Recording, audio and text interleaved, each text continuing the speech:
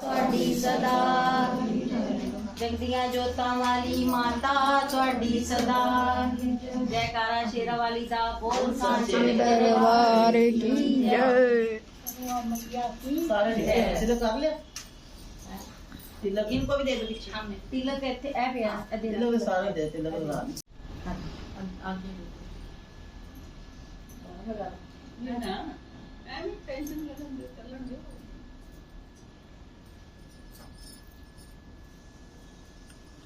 आज तो tension free रहो। हम आपके लिए करवा चौथ व्रत की संपूर्ण कथा लेकर आए हैं। बहुत समय पहले की बात है। किसी साहूकार के 7 बेटे थे और उनकी एक बहन करवा थी। सभी सातों भाई अपनी बहन से बहुत प्यार करते थे, यहाँ तक कि पहले उसे खाना खिलाते फिर स्वयं खाना खाया करते थे। एक दिन जब करवा चौथ का व्रत आया तो करवा अपने ससुराल से मायके आई हुई थी। शाम को जब भाई खाना खाने बैठे तो अपनी बहन से भी खाने का आग्रह करने लगे, लेकिन बहन ने बताया कि आज उसका करवा चौथ का निर्जला व्रत है और वह खाना चंद्रमा को अर्घ देकर ही खाएगी। अपनी बहन को भूख प्यास से व्याकुल देख सबसे छोटे भाई ने पहाड़ी पर जाकर एक दीपक जला दिया और उसे चलने की ओट में रख दिया। वापस आकर अपनी बहन से कहने लगा, बहन चांद निकल गया है, तुम अर्घ देकर खाना खा लो। करवा भागी भागी अपनी भाभीियों के पास गई और कहने लगी, भाभी चलो चांद निकल गया, अर्घ देकर खाना खाते हैं। भाभियां सारी बात जानती थी। वो बोली, बाई साहब अभी आपका चांद निकला है, आप अर्घ देकर खाना खा लो, हमारा चांद निकलने में अभी समय है। करवा भोली भाली भाभियों की ये बात नहीं समझ पाई और चांद को अर्घ देकर खाना खाने बैठ गई। जैसे ही पहला निवाला तोड़ा तो उसे छींक आ गई, दूसरा निवाला तोड़ा तो उसमें बाल निकल आया और तीसरा निवाला तोड़ते ही उसके ससुराल से खबर आ गई कि जैसी भी हालत में है तुरंत अपने ससुराल पहुँचे। सेठानी करवा को विदा करने के लिए जैसे ही कपड़े निकालने लगी तो कभी उसके हाथ में काला कपड़ा आए तो कभी सफेद। ये देखकर सेठानी को बहुत चिंता हुई और वह करवा से बोली, बेटा रास्ते में जो भी मिले उन सबके पैर छूती जाना, जो भी तुझे बूढ़ सुहागन होने का आशीर्वाद दे तो वही अपने पल्ले में गांठ बांध लेना। माँ की ये बात सुनकर करवा अपने ससुराल के लिए निकल गई। रास्ते में जो भी मिला करवा उन सबके पैर छूती गई। सभी उसे खुश रहो सुखी रहो यह आशीर्वाद देते रहे, लेकिन किसी ने भी उसे बूढ़ सुहागन होने का आशीर्वाद नहीं दिया। अब करवा जैसे ही अपने ससुराल पहुंची तो घर के आंगन में छोटी ननद खेल रही थी। करवा ने जैसे ही ननद के पैर छुए तो वो बोली, खुश रहो सुखी रहो बूढ़ सुहागन हो, दूधो नहाओ पूतो फलो। छोटी ननद के ऐसा आशीर्वाद देते ही करवा ने अपने पल्ले पर गांठ बांध ली। जैसे ही वो अंदर गई तो देखती है आंगन में उसके पति का शव रखा था और उसे ले जाने की तैयारी की जा रही थी। यह देखते ही करवा रोने लगी, विलाप करने लगी और कहने लगी, मैं इन्हें कहीं नहीं ले जाने दूंगी, इन्हें कहीं मत लेके जाओ। जब कोई भी उसकी बात नहीं माना तो वो बोली, मैं भी इनके साथ चलूंगी। सभी ने विचार किया कि साथ में ले चलते हैं इसको। सभी के साथ करवा शमशान घाट पहुंच गई। जब पति के अंतिम संस्कार का समय हुआ तो वह बोली, मैं इन्हें नहीं जलाने दूंगी। सब कहने लगे, पहले तो अपने पति को खा गई, अब उसकी मिट्टी भी खराब कर रही है, लेकिन करवा ने किसी की एक ना सुनी। सभी लोगों ने आपस में विचार विमर्श किया और उसको शमशान में ही एक झोपड़ी डलवा दी। उस झोपड़ी में करवा अपने पति को लेकर रहने लगी। अब करवा सुबह शाम अपने पति की साफ सफाई करती और उसके पास बैठी रहती थी। सुबह शाम छोटी ननद आकर उसे खाना पानी दे जाया करती थी। अब वह हर महीने की चौथ का व्रत करने लगी। व्रत करती, चंद्रमा को अर्घ देती और जब पूजा करने बैठती तो चौथ माता प्रकट होकर कहती, करवो ले घड़ी बुखारी करवो ले, भाइयों की प्यारी करवो ले। तो करवा उनसे अपना सुहाग मांगने लगती। हर महीने की चौथ माता उससे कहती, तेरा सुहाग हमने नहीं, सबसे बड़ी चौथ माता ने लिया है, उनसे अपना सुहाग मांगना। ऐसे करते करते अश्विन की चौथ आई तो करवा उनसे कहने लगी, माता मैं 12 महीने से यहाँ बैठी चौथ का व्रत कर रही हूँ, अब तो मुझे मेरा सुहाग वापस लौटा दें। तब अश्विन की चौथ माता करवा से कहने लगी, तेरा सुहाग हम नहीं लौटा सकते, तुझसे बड़ी कार्तिक की चौथ माता नाराज है। यदि तू अपने पति के प्राण वापस चाहती है तो उनके पैर पकड़ लेना और उनके पैर छोड़ना मत। 16 श्रृंगार का सारा सामान तैयार रखना। ऐसा कहकर चौथ माता अंतर ध्यान हो गई। जब कार्तिक की बड़ी चौथ आई तो करवा ने अपनी छोटी ननद से 16 श्रृंगार का सुहाग का सारा सामान मंगवाया। जब ननद ने जाकर माँ को यह बात बताई तो सास बोली, पागल हो गई है, जो मांगती है दे आओ। छोटी ननद सुहाग का सारा सामान लाकर करवा को दे देती है। अब वह करवा चौथ का व्रत रखती है, चंद्रमा को अर्घ देती है और जैसे ही जोत करी तो चौथ माता उसके सामने प्रकट हुई और कहने लगी, करवो ले, घड़ी बुखारी करवो ले, 7 भाइयों की प्यारी करवो ले, दिन में चांद उगाने वाली करवो ले। तब उसने उनके पैर पकड़ लिए और बोली, माँ मेरा सुहाग मुझे वापस लौटाओ।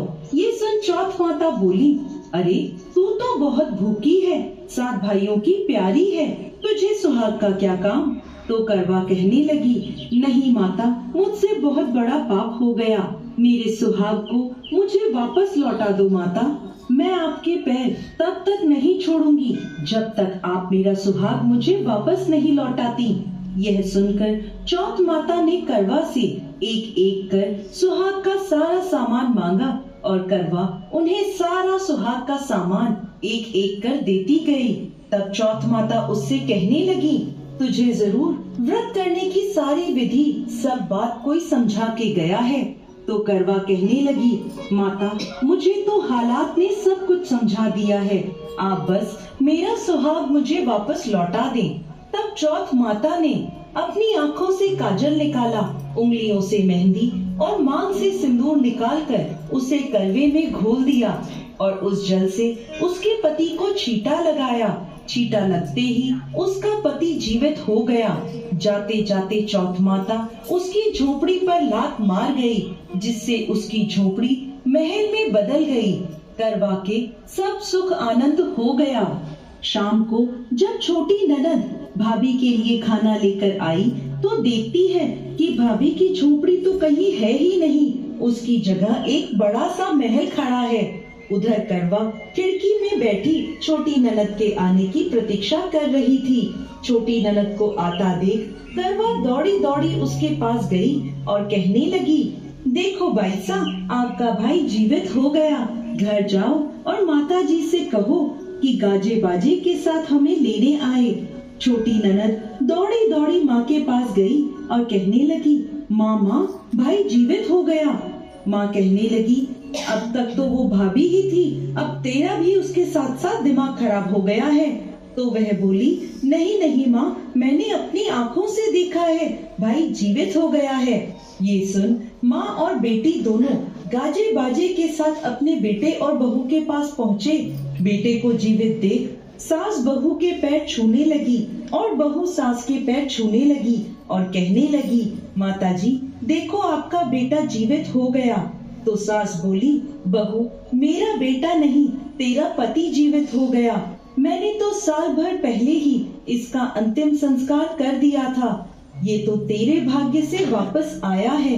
हे चौथ माता, जैसी पहले साहूकार की बेटी के साथ करी वैसे किसी के साथ मत करना, और बाद में जैसे करवा के पति को लंबी आयु दी वैसे ही इस कथा को कहने वाले, सुनने वाले और हुंकारा भरने वाले सब पर कृपा करना। जय चौथ माता।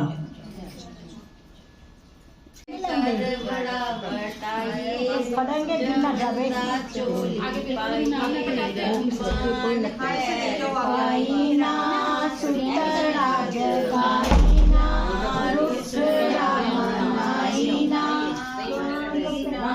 तेरी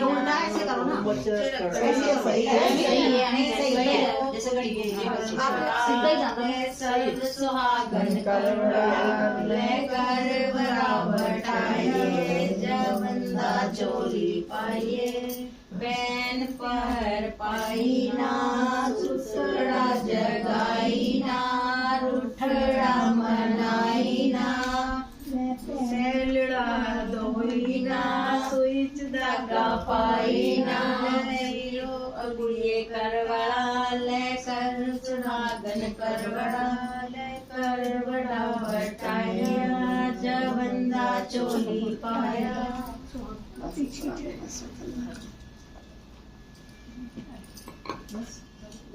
पांच ले पीरो कुड़िए करवड़ा लेकर बड़ा बटाइए जब बंदा चोली पाइए पैन पैर पाई ना सुसड़ा जगाई ना रुसड़ा मनाई ना अन पैर पाई ना छुट्टी ना टेरी ना गुमच रखड़ा फेरी ना ਸੂਈ ਚ ਧਾਗਾ ਪਾਈ ਨਾ ना सुई च धागा पाई ना ले वीरो कुड़िए करवड़ा लेकर सुहागन करवड़ा लेकर बड़ा बटाया जब बंदा चोली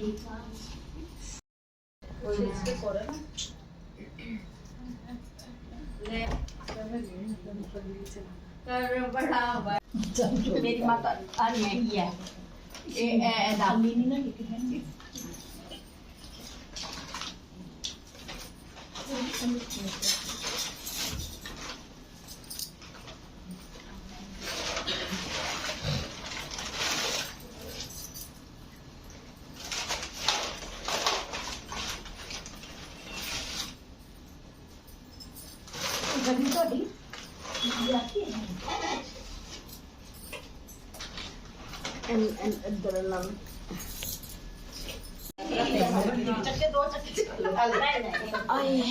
ਤੁਸੀਂ ਕਿੱਥੇ ਉੱਠ ਗਏ ਵਿਚਾਲੇ ਉੱਠਣਾ ਹੀ ਪੈਣਾ ਸੀ ਮੈਨੂੰ ਅੱਜ ਇਹ ਵੀ ਬਣਨਾ ਬਤਾ ਜਲੇਬੀਆਂ ਵੀ ਹੁੰਦੀਆਂ ਹਲੋ ਅੱਜ ਦੇ ਉੱਪਰ ਰੱਖੇ ਨਾ ਉਹਨਾਂ ਨੂੰ ਤੁਸੀਂ ਤਾਂ ਕੀ ਉਹਦਾ ਨਾ ਜਲੇਬੀਆਂ ਜਲੂਬੀਆਂ ਵੰਡ ਕੇ ਉਹਨਾਂ ਦੇ ਮੂੰਹ ਚ ਪਾਣੀ ਹੋਰ ਲੈ ਆਈ ਜਾਂਦੇ ਆ ਇਹ ਵੰਡ ਦੋ ਸਾਰਿਆਂ ਨੂੰ ਵਾਲਾ ਪ੍ਰਸ਼ਾਦ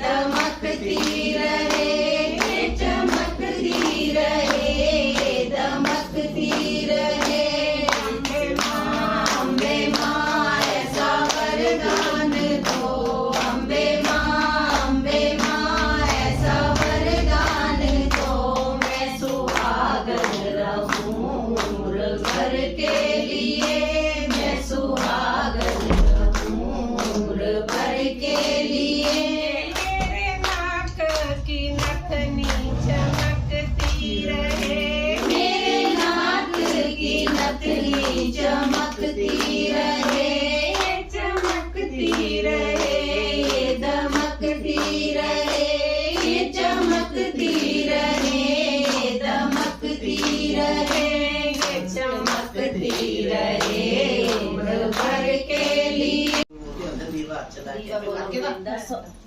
आगे का नाम बोल के फिर सवाल दीवार बढ़ता रवि एवं लड़के बोलते हैं ਸਾਨੂੰ ਵੀ ਆਂਦਾ ਭੈਣ ਦੱਸ ਦੇ ਕਿਵੇਂ ਬੋਲਦੇ ਮੈਂ ਸਿੱਖ ਨਹੀਂ ਤਾਂ ਪੂਰਾ ਸਿੱਖਣਾ ਹੀ ਨਾ ਅੱਧਾ ਕਰਨਾ उदाहरण कहते ਫਿਰ ਅੱਧਾ ਅਧੂਰਾ ਨਾ ਕਰੋ ਅਗਰ ਨਹੀਂ ਆਂਦਾ ਉਹ ਗੰਗਾ ਮਈਆ ਉਹ ਗੰਗਾ ਮਈਆ ਮਈਆ ਉਹ ਗੰਗਾ ਮਈਆ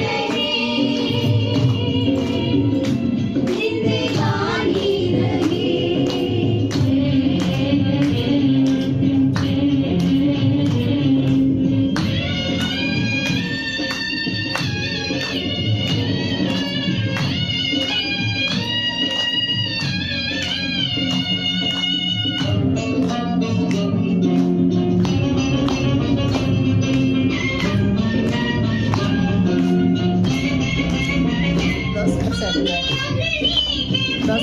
बैटरी